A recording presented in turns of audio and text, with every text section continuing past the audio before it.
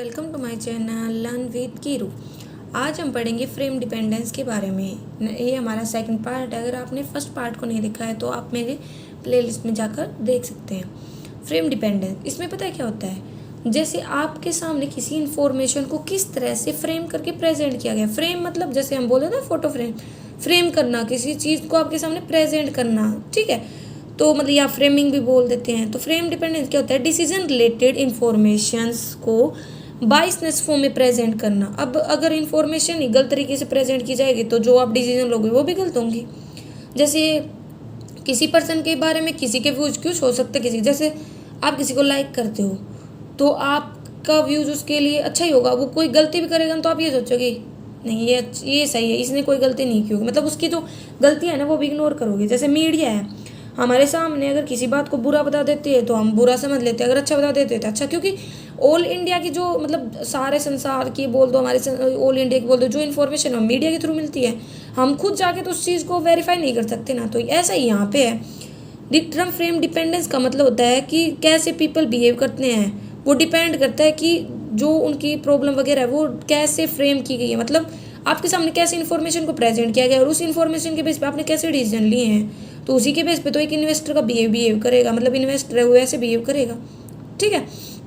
Framing वो तरीका होता है जिसमें किसी भी क्वेश्चन को स्ट्रक्चर किया जाता है with regard to the issue being evaluated, जिससे इशू को इवेलुएट वगैरह किया गया है, ठीक है।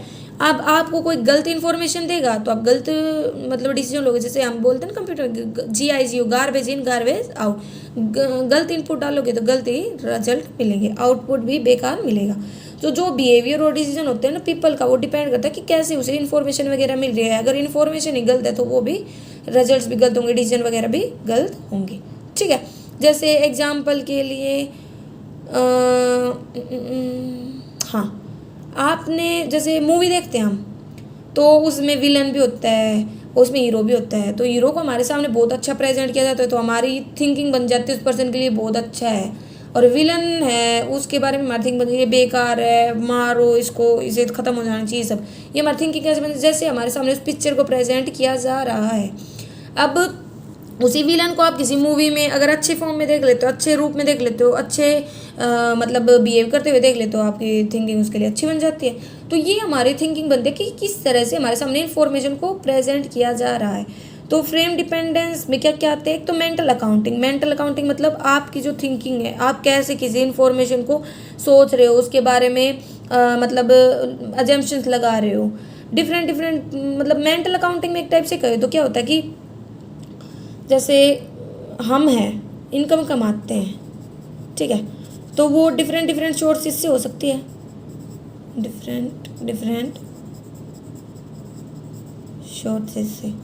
तो एक बात बताओ, अगर आपको कोई मतलब पैसा ऐसे मिल गया हो, पड़ा हुआ मिल गया हो, या लॉटरी वगैरह जीत लिया, तो आप सोचोगे कोई ना थोड़े बहुत पैसे लगा के देख लेता हूँ, नुकसान हो गया तो भी क्या है, पड़े हुए तो मिले हैं, लॉटरी तो जीती है, खुद की मेहनत से थोड़ी ना कमाए। तो मतलब ये डिपेंड करता है आपकी मेंटल अकाउंटिंग पे, आपकी कैसे कोई चीज़ बिहेव कर रहे हो, वो डिपेंड करता है कि आपने अपना पैसा कैसे कमाया है, क्योंकि अलग अलग लोग अलग अलग तरीके से मेंटली बिहेव करते हैं, ठीक है। अब आपने अगर कोई मतलब पैसा है बहुत ज़्यादा मेहनत करके कमाया है तो आप उसको खर्च करने से पहले 100 बार सोचोगे, और अगर ऐसे ही जुआ वगैरह उनसे जीत गए तो आप सोचोगे थोड़े कोई नहीं, थोड़ा ही बहुत है, उसमें थोड़ा बहुत सोचोगे, इतना ज़्यादा नहीं सोचोगे। तो ये मेंटल अकाउंटिंग में आ जाता है कि मतलब आप पैसे को किस तरीके से खर्च कर रहे हो वो आपकी थिंकिंग पे डिपेंड करता है, और आपने उसको कैसे कमाया है वो सब डिपेंड करता है। फिर आता है हमारा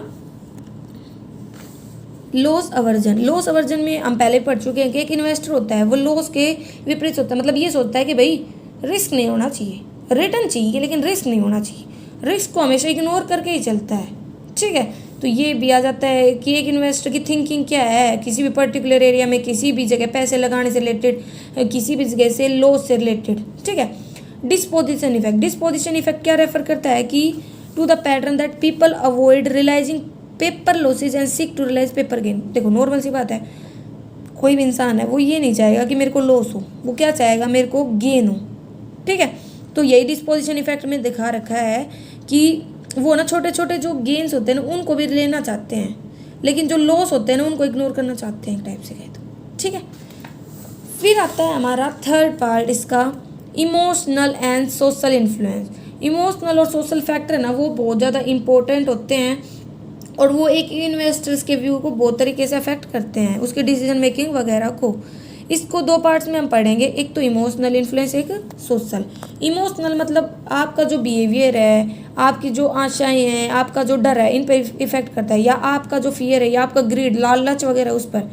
emotions have a bearing on risk tolerance, और risk tolerance influence portfolio selection. Normal सी बात है, आप डरते हो, इमोशंस आप कैसे हैं कि आप रिस्क नहीं लेना चाहते, रिस्क नहीं लोगे तो आपका पोर्टफोलियो भी इसके अकॉर्डिंग अफेक्ट होगा, आप ऐसा पोर्टफोलियो सेलेक्ट करोगे जहाँ पे रिस्क नहीं हो।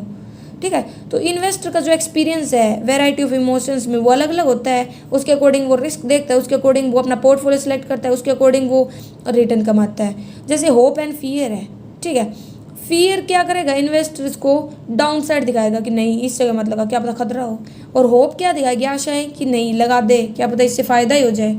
एक होता है ग्रीड, इसमें ग्रीड मतलब कि आप डबल लालच करना चाहते हो, ठीक है, मतलब आप ज़्यादा से ज़्यादा कमाना चाहते हो।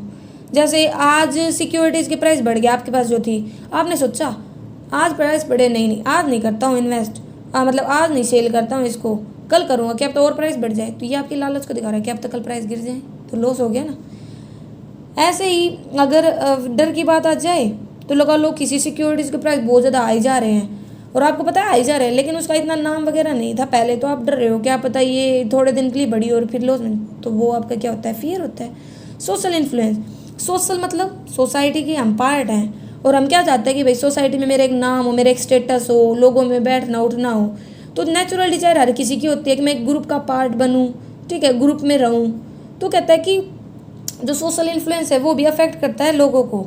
कैसे, लगा लो भाई कोई आपका फ्रेंड है, ठीक है, उसने बेच दिए शेयर वगैरह और आपने नहीं बेचे, तो अरे यार शिट इसने बेच दिया, इसने फ़ायदा कमा लिया, मैं रह गया, और फिर आप एकदम से बेच दो और अगले दिन प्राइस बढ़ जाए, तो दूसरों के अकॉर्डिंग अपने एक्शंस को मतलब लो, इन्फॉर्मेशन जो आपके पास अवेलेबल है उनके अकॉर्डिंग अपने डिसीजन लो, उनको चेक करो, उनके अकॉर्डिंग अपने इन्वेस्टमेंट डिसीजन लो।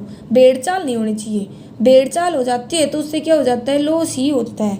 हमेशा हमें अपने एक्शंस को अपने इन्फॉर्मेशन अपने व्यूज़ के अकॉर्डिंग लेना चाहिए, ना कि दूसरों के एक्शंस के अकॉर्डिंग। फिर आता है मार्केट इनएफिशिएंसीज। मार्केट इनएफिशिएंसीज मतलब देखो, एक होता है इफिशियंसी, एक होता है इनएफिशिएंसी। इनएफिशिएंसी मतलब जो भी क्वालिटीज़ वगैरह उनमें कमी आ जाए, तो आज के टाइम में मार्केट में इनएफिशिएंसी अवेलेबल। कहते हैं पहला आता है over reaction of the market. कैसे over reaction of the market, कैसे मतलब जो कंपनी वगैरह हैं, अगर किसी कंपनी के बारे में अच्छी न्यूज़ आ गई तो आप सोचोगे भाई कंपनी बढ़िया अच्छा अर्न कमा रही है, लगा दो पैसे, और किसी के बारे में बुरी खबर आ गई तो आप उसके अकॉर्डिंग रिएक्ट करते हो। जरूरी है वो ऐसा ही हो, नहीं, ओवर रिएक्शन नहीं करना चाहिए हमें उसके अकॉर्डिंग, मतलब हमें पहले उसके बारे में सर्च वगैरह करनी चाहिए। हम क्या करते हैं, बैड न्यूज़ मिलती है तो बैड न्यूज़ के अकॉर्डिंग रिएक्शन दे देते हैं, गुड न्यूज़ मिलती है तो हम उसे खरीद लेते हैं और हमें अच्छा लग रहा है, बैड न्यूज़ मिलती है तो बेच देते हैं उस कंपनी के शेयर। नहीं, ऐसा नहीं होना चाहिए, क्या पता किसी ने ऐसे अफवाह वगैरह फैलाई हो। हमें हर चीज़ को अच्छे से एनालाइज वगैरह करना चाहिए, तो यही मार्केट इनएफिशिएंसी है कि कभी भी किसी के बारे में भी बैड और गुड न्यूज़ फैलाई जा सकती है। दूसरा है नॉइस ट्रेंडिंग। नॉइस ट्रेंडिंग मतलब भाई ऐसे झूठे सिग्नल वगैरह नॉइस वगैरह मिले जिनका कोई बेस नहीं है। ट्रेडिंग ऑन फॉल्स सिग्नल और नॉइस नॉट ऑन फंडामेंटल, मतलब बेस नहीं है, जिनका कोई एक्चुअल नहीं है वो। As long as the investor trade randomly, मतलब ऐसे रैंडमली ट्रेड कर लेना, trade cancel are out likely to have no impact on demand. क्योंकि कई बार ये सोच लेते हैं क्या पता मैं अगर मार्केट में सेल वगैरह नहीं करूँगा, मार्केट में डिमांड नहीं करूँगा तो क्या पता प्राइस गिरने नहीं। ऐसा थोड़े ना होता है, लाखों करोड़ों इन्वेस्टर्स होते हैं, पैसे लगाते हैं, तो क्या एक इन्वेस्टर उसके प्राइस को अफेक्ट कर सकता है? नहीं कर सकता। जैसे इसके रीज़न भी इसने बता रखे क्या क्या होते हैं।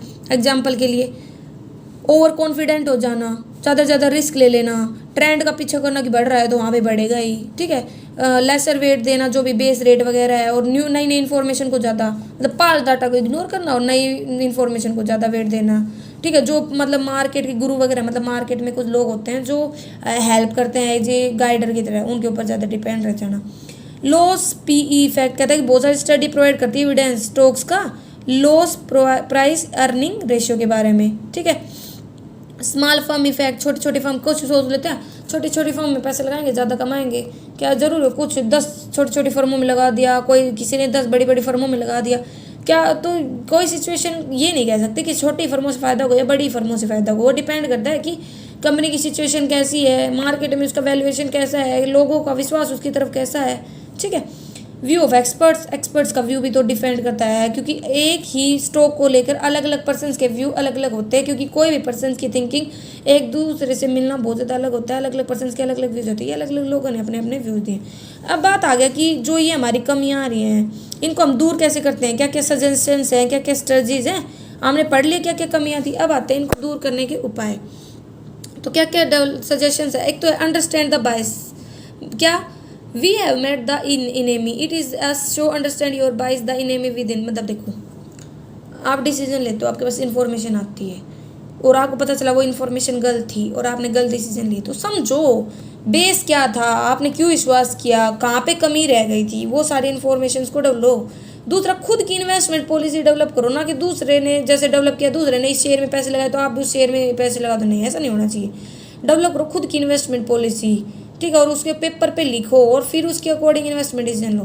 फॉलो इन्वेस्टमेंट क्राइटेरिया को फॉलो करो। क्वांटिटेटिव मतलब कि रेशियो जिसका हो, बुक 3 से कम ना हो, मतलब 3 से ज़्यादा ना हो, और जो की वो कम से कम 12% तो होनी ही चाहिए। हेल्प कर मतलब इन्वेस्टर की डाइवर्सिफाई करो।